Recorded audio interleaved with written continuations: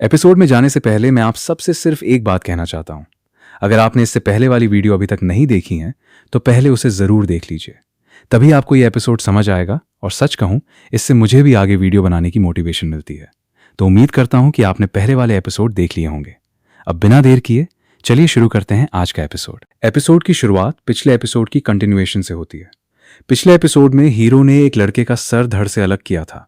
कहानी वहीं से आगे बढ़ती है। बेक बिल्कुल पत्थर की मूर्ति की तरह उसी जगह खड़ा रहता है। उसे भी जोर का झटका लगता है। वो भी सोचता है, ये मैंने क्या कर दिया। फिर नीचे पड़े उस कटे हुए सिर को देखने लगता है। ये सब देखकर वो दोनों गार्ड भी हैरान रह जाते हैं। उन्हें यकीन ही नहीं होता कि उनका मास्टर सच में मर चुका है। तभी उनमें से एक गार्ड गुस्से में बेक पर अटैक करने दौड़ पड़ता है। बेक उसे आते हुए देख लेता है, लेकिन पलटकर कोई अटैक नहीं करता, ना ही बचने की कोशिश करता। वही बिल्कुल शांत खड़ा रहता है। उसी समय मोयांग बीच में आकर उस अटैक को रोक देता है और उस गार्ड पर अटैक करता है, जिससे वो दूर उछलकर जा गिरता है। जमीन पर गिरते ही वो गुस्से में चिल्लाता है, इसका जवाब तुम्हें देना ही पड़ेगा। तुम्हें पता भी है कि इसने किसे मार डाला है। लेकिन उस सैनिक को उसकी बातों से जरा भी फर्क नहीं पड़ता। वो सीधे बेक की तरफ बढ़कर उसे एक जोरदार लात मार देता है, जिससे बेक भी नीचे गिर जाता है। फिर वो गुस्से में कहता है, तुम्हें अंदाजा भी है कि तुमने कितनी बड़ी गलती की है। इतना कहते ही वो उसे फिर से मारने जाता है, लेकिन इतने में रीमे बीच में आकर उसे रोक देती है। वो रोते हुए कहती है, प्लीज इसे मत मारिए, इसकी कोई गलती नहीं है। जो कुछ भी हुआ है उसकी जिम्मेदार सिर्फ मैं हूं। वो रोते हुए उससे बार बार विनती करती है। मोयांग रीमे को इतना रोते देख बेक को छोड़ देता है और वहां से जाने लगता है। जाते जाते वो कहता है, इस सब का हिसाब तुम्हें देना ही पड़ेगा। जितनी जल्दी हो सके यहां से निकलने की कोशिश करो, नहीं तो तुम्हारी जान भी जा सकती है। इतना कहकर वो वहां से चला जाता है। उसके जाते ही रीमे तुरंत बेक के पास आती है और घबराकर पूछती है, तुम ठीक हो?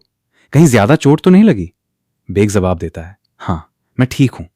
ये सुनते ही रीमे उसे गले लगा लेती है और रोते हुए कहती है, मुझे माफ कर दो, ये सब मेरी वजह से हुआ है। लेकिन बेक उसे समझाते हुए कहता है, नहीं, गलती मेरी भी थी। रीमे कहती है, तुम्हें कुछ नहीं होगा, सब ठीक हो जाएगा। अब कहानी दूसरी जगह शिफ्ट होती है। हमें मार्शल जनरल को दिखाया जाता है, जो किताब पढ़ रहे होते हैं। वहां ही उस मारे गए लड़के का फादर भी मौजूद होता है। जनरल उस एल्डर से कहते हैं कि सुनकर बहुत दुख हुआ कि तुम्हारे बेटे की अनफॉर्चुनेट मौत हो गई है। लेकिन वो एल्डर गुस्से में जवाब देता है, क्या मतलब है कि मेरे बेटे की मौत अनफॉर्चुनेट हुई है? इस सब का जवाब तुम्हें देना ही पड़ेगा, हर हाल में देना पड़ेगा। यहां हमें इस एल्डर का नाम पता चलता है। इसका नाम लीते जंग है।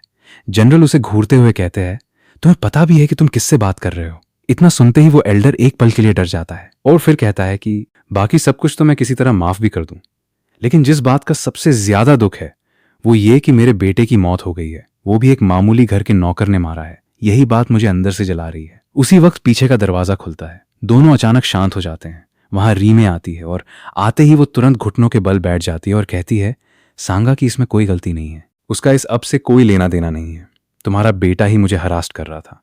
ये सुनते ही वो एल्डर और भी ज्यादा गुस्से में आ जाता है और कहता है कि तुम क्या बोल रही हो?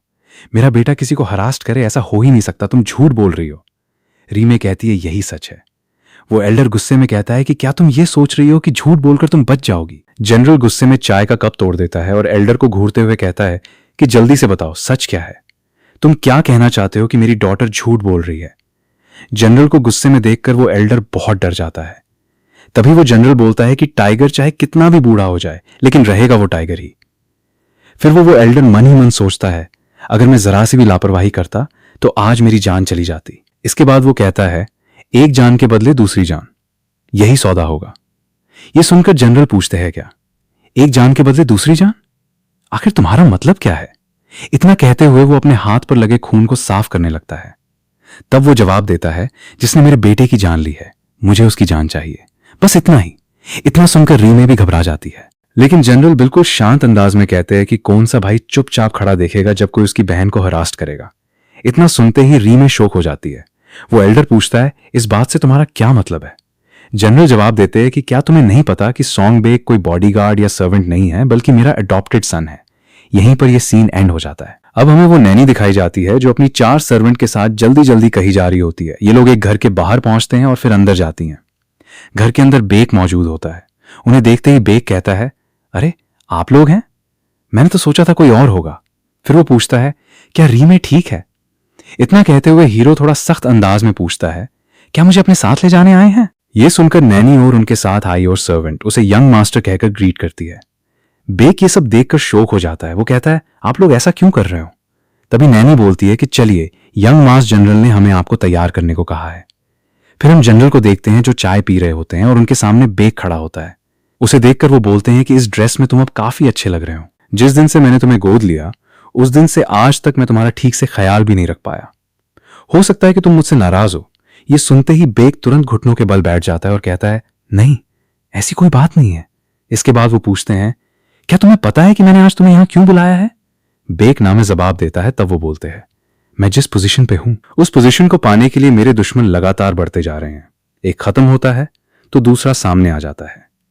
मैं और रीमे किसी तरह अपनी रक्षा तो कर सकते हैं, लेकिन अगर हमें तुम्हारी भी रक्षा करनी पड़े तो ये हमारे लिए बहुत मुश्किल हो जाएगा। फिर वो बेक की तरफ देखते हुए कहते हैं, मुझे उम्मीद है कि तुम मेरी बात समझ रहे हो। इसके बाद वो समझाते हैं, 2 दिन बाद मोयांग अपनी एक अलग सेना तैयार करके रवाना होगा, तुम भी उसके साथ चले जाना। बेक हाँ में जवाब देता है और फिर वहां से चला जाता है। हम बेक को बाहर देखते हैं जो चलते चलते जनरल की सारी बातें याद करता है। उन्होंने बोला था कि तुम्हें वहां उन सैनिकों को मारना भी होगा और अपनी भी जान बचानी होगी। फिर वो मन ही मन सोचता है, हाँ, उन्होंने जो कहा वो एक तरह से बिल्कुल सही है। अगर मैं मोयांग के साथ चला जाऊं तभी मैं और ज्यादा ताकतवर बन पाऊंगा। यही सोचते हुए बेक आगे बढ़ता रहता है। इतने में उसके सामने कोई आकर खड़ा हो जाता है। आपको तो पहले से ही अंदाजा होगा कि वो कौन है, और कोई नहीं, वो हमारी रीमे होती है। रीमे उसके पास आती है और उसे कसकर गले लगा लेती है। तो बेक कहता है, ये क्या कर रही हो रीमे, अब हम सिबलिंग हैं। वो रोते हुए वो कहती है, तुम मत जाओ, अगर चाहो तो हम दोनों अभी इसी वक्त यहां से कहीं दूर भाग चलते हैं। किसी को भी हमारे बारे में पता नहीं चलेगा। हम दोनों हमेशा खुशी से साथ रहेंगे। बेक धीरे से उसका हाथ पकड़ता है और कहता है, आई एम सॉरी रीमे, मैं ऐसा नहीं कर सकता। ये सुनकर कुछ देर तक वो दोनों वहीं खामोशी से एक दूसरे को देखते रहते हैं। फिर हम बेक को नई यूनिफॉर्म में देखते हैं। इस नए रूप में वो पहले से कहीं ज्यादा हैंडसम लग रहा होता है। घर से जाने से पहले बेक रीमे से मिलने आता है और कहता है, मैं चलता हूं, जल्द वापस आऊंगा। मुझे माफ कर देना तुम्हारी बात को ना मानने के लिए। लेकिन रीमे घर में से बाहर ही नहीं आती और ना कुछ भी कहती हैं। तब बेक अपने गले में से वही पेंडेंट निकालकर उसके गेट पर टांग देता है और जाते जाते कहता है, अपना ध्यान रखना, जल्दी वापस आऊंगा। यह सुनकर रीमे खुद को रोक नहीं पाती और फूट फूट कर रोने लगती है। बेक भी समझ जाता है कि अगर वो कुछ देर और वहां रुका तो उसके लिए जाना और मुश्किल हो जाएगा, इसलिए वो भारी मन से वहां से निकल जाता है। अगली सुबह जाने का समय आ जाता है। सभी लोग अपनी तैयारियों में जुट जाते हैं। गाड़ियों में सामान रखा जा रहा होता है और पूरी टीम निकलने के लिए तैयार होती है। तभी मोयांग जोर से आवाज लगाता है, सब लोग तैयार हो जाओ, अब हमें तुरंत निकलना है। उसी समय मोयांग बेक के पास आता है और उसे उदास देखकर पूछता है, क्या बात है, तुम इतने उदास क्यों हो? यंग लेडी, तुम्हें लास्ट टाइम बाय बोलने भी नहीं आई। बेक हल्की सी मुस्कान के साथ कहता है, वो मुझसे अभी तक नाराज होगी। लेकिन वो आदमी मन ही मन सोचता है, बैटलफील्ड एक ऐसी जगह है जहां किसी की भी जान की कोई कीमत नहीं होता। अच्छा है कि लास्ट टाइम उससे नहीं मिला, वरना इसके अंदर बस एक रिग्रेट ही रह जाता। फिर वो बेक से कहता है कि हम निकलने ही वाले हैं, अब चलो चलते हैं। वो सभी सैनिकों से कहता है, तैयार हो जाओ, अपनी अपनी टुकड़ियों को तैयार करो, अब हम युद्ध भूमि की ओर बढ़ेंगे। तभी पीछे से किसी की आवाज आती है, मास्टर। बेक पीछे मुड़कर देखता है, सामने नैनी होती है। वे कहती हैं, यंग लेडी ने आपके लिए कपड़े भेजे हैं। बेक मुस्कुराते हुए जवाब देता है, उनसे कहना मैं उनका बहुत आभारी हूं और बहुत जल्द उनसे मिलने भी आऊंगा। लेकिन मन ही मन वो सोचता है, मैं बहुत जल्द सिर्फ तुम्हारे लिए वापस आऊंगा। यहीं पर यह सीन खत्म हो जाता है। अगले सीन में हम रीमे को देखते हैं जो एक पेड़ के पीछे छिपकर उसे जाते हुए देख रही होती है और बेक के दिए हुए पेंडेंट को अपने सीने से लगाकर धीरे से कहती है, सुरक्षित वापस आना सांगा। यहीं पर यह सीन भी खत्म हो जाता है। अब हम बैटलफील्ड का सीन देखते हैं जहां हर कोई एक दूसरे को मार रहा होता है, लेकिन बेक बिना डरे पूरे कॉन्फिडेंस के साथ खड़ा रहता है और कहता है, ये लोग इंसान नहीं है, ये बीस्ट है, मैं किसी को भी नहीं छोड़ूंगा, चाहे लाखों दुश्मन सामने क्यों ना आ जाएं। मैं अपनी जगह से एक कदम भी पीछे नहीं हटूंगा। दुश्मनों का कमांडर जोर से चिल्लाता है, उन सबको मार डालो, सबको मार डालो। इधर मोयांग भी अपने सैनिकों को ऑर्डर देता है, अटैक करो। इसके बाद दोनों तरफ के सैनिक एक दूसरे पर टूट पड़ते हैं।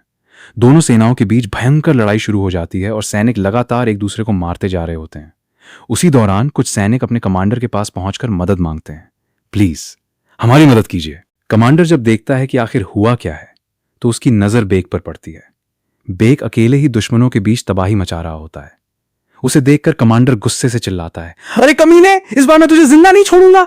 इतना कहकर वो सीधे बेक पर हमला करने दौड़ पड़ता है, लेकिन बेक जरा भी नहीं हिलता और बिना डरे पूरे कॉन्फिडेंस के साथ खड़ा रहता है। फिर कहता है, ये लोग इंसान नहीं है, ये बीस्ट है, मैं किसी को भी नहीं छोड़ूंगा, चाहे लाखों दुश्मन सामने क्यों ना आ जाएं। मैं अपनी जगह से एक कदम भी पीछे नहीं हटूंगा। फिर वो अपने हाथ में पकड़े भाले से सिर्फ एक ही अटैक करता है।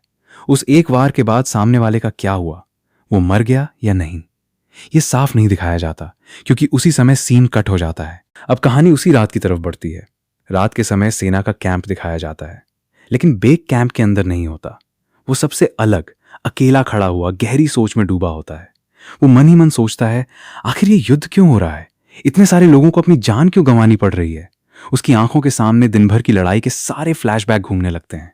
उसे याद आता है कि कितने सैनिक उसके सामने मारे गए। तभी मोयांग वहां आ जाता है और पूछता है, क्या बात है, अभी तक सोए नहीं? कल की बैटलफील्ड के बारे में सोच रहे हो? कल की बैटल ज्यादा खतरनाक होने वाली है। बेक उसकी तरफ देखकर बोलता है, आप अभी तक जाग रहे हो जनरल मोयांग। ये सुनते ही वो बोलता है कि जिद्दी लड़के, मैंने कितनी बार बोला है अकेले में मुझे ब्रदर बोला करो। तुम सबकी बात मानते हो लेकिन मेरी नहीं।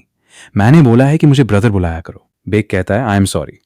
फिर वो आगे बोलता है, तुम्हें यहां आए 3 साल गुजर गए हैं। इस बैटल के खत्म होने के बाद जब तुम घर जाओगे तुम्हें कैसा लगेगा? बेक कहता है, अच्छा ही रहेगा। मोयांग पूछता है कि क्या तुम्हें यंग लेडी की याद आती है? बेक कुछ नहीं बोलता तो वो आगे बोलता है, चाहे कुछ भी हो जाए, यंग लेडी हमेशा तुम्हारी ही साइड लेगी और तुम्हारा ही वेट करेगी। इतना कहकर वो वहां से चला जाता है और जाते जाते बोलता है कि आगे से तुम मुझे ब्रदर कहकर बुलाओगे। बेक चुपचाप वहीं खड़ा रह जाता है और मन ही मन कहता है, आई एम सॉरी जनरल मोयांग, ना आपको भाई नहीं बुला सकता, क्योंकि इस शब्द से मुझे उस इंसान की याद आती है जो मुझे अकेला छोड़ के चला गया। लेकिन किसी न किसी दिन मैं आपको ब्रदर जरूर बुलाऊंगा, लेकिन न प्रॉमिस नहीं कर सकता। अगली सुबह फिर से वॉर शुरू हो जाती है। लड़ाई शुरू होते ही दोनों तरफ के सैनिक एक दूसरे को बेरहमी से मारने लगते हैं। ये देखकर बारबेरियंस का लीडर जोर से चिल्लाता है, किसी को मत छोड़ना, सबको खत्म कर दो। मोयांग और उसके सैनिक भी पूरी ताकत से दुश्मनों पर टूट पड़ते हैं। तभी मोयांग एक सैनिक से पूछता है कि सोल्जर्स की दूसरी रियर यूनिट कहाँ है, अभी तक वो लोग आए क्यों नहीं?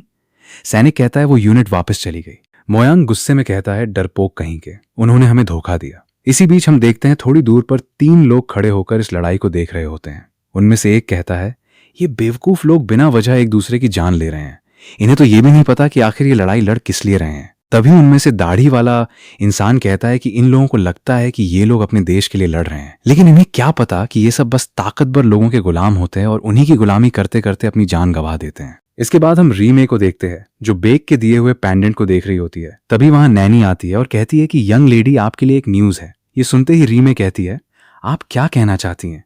मुझे अच्छी तरह पता है, मैंने पहले ही बोल दिया है कि मुझे लॉर्ड चियान के वेडिंग प्रपोजल में कोई इंटरेस्ट नहीं है, तो आप उससे जाके मना कर दीजिए और अब आप यहां से जा सकती है। तब नैनी कहती है, मैं तो मास्टर सांग के बारे में बताने आई थी। बस इतना सुनते ही रीमे वहां से तेजी से भाग जाती है। तभी हम मार्शल जनरल को देखते हैं, जो काफी घबराए हुए लग रहे थे, और उनके सामने एक सैनिक घुटनों के बल बैठा हुआ होता है। जनरल घबरा कर पूछते हैं, जो तुम कह रहे हो क्या वो सच है?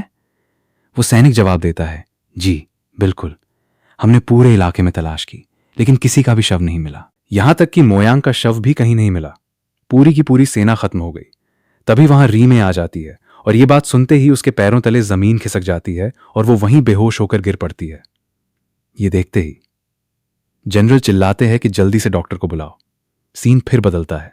अब वही बैटलफील्ड दिखाई जाती है जहां कुछ समय पहले भयंकर लड़ाई हुई थी। चारों तरफ लाशें बिखरी पड़ी हैं और उन पर कौवे बैठकर उनका मांस नोच नोच कर खा रहे होते हैं। उन्हीं लाशों के ढेर के बीच से अचानक बेक उठकर खड़ा हो जाता है। वो चारों तरफ नजर दौड़ाकर कहता है, यहां कोई भी जिंदा नहीं बचा। इसके बाद वो बुरी तरह घायल हालत में वहां से चलने लगता है और मन में सोचता है, रीमे चिंता मत करो, मैं मरूंगा नहीं, मैं वापस तुम्हारे पास जरूर आऊंगा। लेकिन कुछ ही कदम चलते ही उसका शरीर जवाब दे देता है और वो जमीन पर गिर पड़ता है। इसके बाद सीन बदलकर इंपीरियल पैलेस में पहुंच जाता है। हम जांग मोसांग को देखते हैं, जो कहता है कि क्या मोयांग बैटलफील्ड में मारा गया, यानी मार्शल जनरल अपना एक हाथ खो चुका है। ये कहते ही वो जोर जोर से हंसने लगता है। तभी उस लड़के के पिता को दिखाया जाता है जिसे बेक ने पहले मार दिया था। आसान बनाने के लिए मैं उन्हें रेवेन्यू मिनिस्टर कहूंगा, उनका पूरा नाम बोलना थोड़ा मुश्किल है। मोसांग उससे पूछता है कि क्या अब तुम खुश हो? वो मिनिस्टर कहता है, मुझे तब तक खुशी नहीं होगी जब तक मैं बेक की डेथ बॉडी नहीं देख लूंगा जिसने मेरे बेटे को मारा है। यह सुनकर मोसांग कहता है, क्या उस लड़के का शव अभी तक नहीं मिला? चिंता मत कीजिए, मैं बहुत जल्द उसे ढूंढकर आपके सामने पेश कर दूंगा। फिर वो सभी को ऑर्डर देता है, मुझे नहीं पता तुम लोग क्या करोगे और कैसे करोगे, लेकिन बहुत जल्द उस लड़के की डेथ बॉडी मेरे सामने होनी चाहिए। अगर ऐसा नहीं हुआ तो मैं तुम सबको मौत के घाट उतार दूंगा।